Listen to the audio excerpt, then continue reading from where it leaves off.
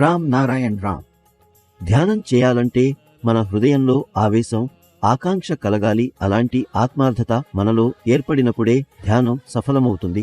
ఇది యాంత్రికంగా జరిగే ప్రక్రియ కాదు. మనం ఏం చేయాలో మనకు వివేకం చెప్పుతుంది. వివేకమే మనలో సమస్యలు ఎందుకు వస్తున్నాయో, బాధలు ఎందుకు వస్తున్నాయో, ధనాభావం ఎందుకు ఉందో, మరణానంతరంలో మోక్షం ఎందుకు కలగడం లేదో, రోగాలు ఎందుకు వస్తున్నాయో వివరంగా చెప్పగలదు. ఈ అన్నిటికీ ఒకటే పరిష్కారం ధ్యానం. ప్రతి వ్యాధికి ఒకేలా పని చేసే టీకా అంటే అది ధ్యానమే. దీన్ని చేయాలంటే అడవులకు వెళ్లాల్సిన అవసరం లేదు, కొండలపైకి వెళ్లాల్సిన అవసరం లేదు, గుహల్లోకి పోవాల్సిన అవసరం లేదు, ఇంటిని తల్లిదండ్రులను వదిలి వెళ్లాల్సిన అవసరం లేదు. రాత్రి పడుకునే ముందు నిశ్శబ్దంగా కొద్దిసేపు ధ్యానం చేయండి. చేస్తూ చేస్తూ నిద్రించండి. ఇప్పుడు కుంభమేళాకు 10 కోట్ల సన్యాసులు వచ్చారు. వారు ఎందుకు వచ్చారు? వారికి బాధ్యతలు లేవా? పనులు లేవా? తమ పనులు వదిలేసి వారు ధర్మజ్ఞానాన్ని అందిస్తున్నారు. అయితే మేము ప్రశ్నిస్తాము, వేరే ప్రత్యేక ధర్మం ఉందా? మనందరూ ధర్మంతోనే జన్మిస్తాము. మరి భూమిపై వేర్వేరు ధర్మాలు ఎలా వచ్చాయి? మనమందరం పంచభూతాల నుండే రూపొందాం. అదే తింటాం, అదే త్రాగుతాం. కానీ ఈ సన్యాసులు అంటున్నారు, సన్యాసిగా మారాలంటే ఇంటిని వదిలేయాలి, సమాజాన్ని వదిలేయాలి, తల్లిదండ్రులను వదిలేయాలి, కర్తవ్యాన్ని వదిలేయాలి. ఇది ఎలాంటి ధర్మం? ఇది ఎలా మనిషితనమవుతుంది? ఇలాంటి వారెప్పటికీ ముక్తి పొందలేరు, మోక్షం పొందలేరు. ఎంత పెద్ద సన్యాసి అయినా సరే మేము చెప్తాము, వీరిలో ఎవరికీ మోక్షం రాదు. వీరంతా సమాజానికి శత్రువులు, ప్రకృతికి శత్రువులు. ప్రతి ధర్మానికి తలాలుగా నడిపేవారు, గుడి, మసీదు, చర్చిల్లోకి వెళ్లే వారు వీరంతా సమాజానికి, దేశానికి, ప్రకృతికి, ఆకాశానికి శత్రువులే.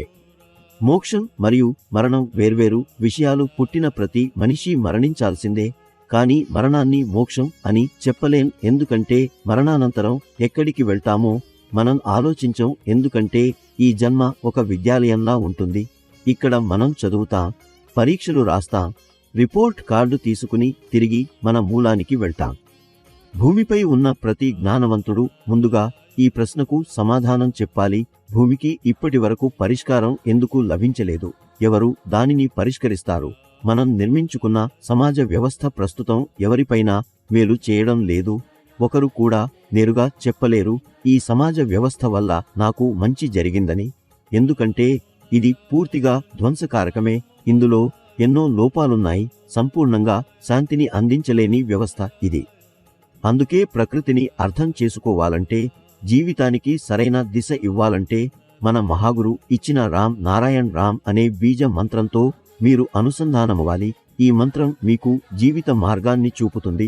జీవితంలో ఉన్న ప్రతి సమస్యకు పరిష్కారం ఈ మంత్ర జపంతో తానే వచ్చేస్తుంది. అందుకే కాలాన్ని వృధా చేయకండి. వెంటనే రామ్ నారాయణ్ రామ్ మంత్రంతో అనుసంధానమవ్వండి. భూమి ఏర్పడినప్పటి నుండి ఇప్పటి వరకు భూమికి పూర్తి స్థాయి పరిష్కారం రాలేదు. చెడు పని చేస్తున్న వారికి సత్స్థితి చూపించడం మా ధర్మం మరియు రాజకీయాల పేరుతో ప్రజలను ఎలా మోసం చేస్తున్నారో చూశాం. వారికి జన్మత లభించిన ప్రకృతిదత్త హక్కును మానవ నిర్మిత ధర్మంగా మార్చేశారు. మీరు ప్రకృతి ధర్మాన్ని అంగీకరిస్తే మీరు ప్రకృతికి కృతజ్ఞతలు చెప్పగలుగుతారు. ప్రకృతే మీ ధర్మం, మీ కర్మం. ఓసారి నిశ్చింతగా కూర్చుని ఆలోచించండి, మీరు ప్రకృతి నుండి ఏమేమి పొందారు? మీరు ప్రకృతి ధర్మాన్ని అనుసరిస్తే మీకు ఏమి లభిస్తోంది? ఏమీ లభించడం లేదు. ఇది త్వరలోనే మీకు అర్థమవుతుంది. ప్రకృతిని వెంటనే ఎవరూ అర్థం చేసుకోలేరు.